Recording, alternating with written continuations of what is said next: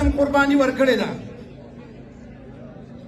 پښتونخوا ملي پارټي د دې شپږو پارټیانو کوم الاینس چې جوړ شوی دی د هغې په تناظر کې د پی ټي آی دلته کوم الیکشن چې دی په پی کې پیس او انعاد باندې د دیو د حمایت اعلان کوي او په دې کې به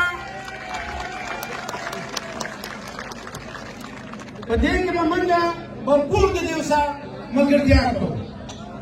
ملګرو د محترم عمران خان صاحب چې کله محترم مشر محمود خان اچکزی ته خپل پیغام ورواستاوه او هغه ته یې دا وینا وکړه چې یاره ته به زما د طرفه د حزب اختلاف د طرفه صدارتي امیدوار یې.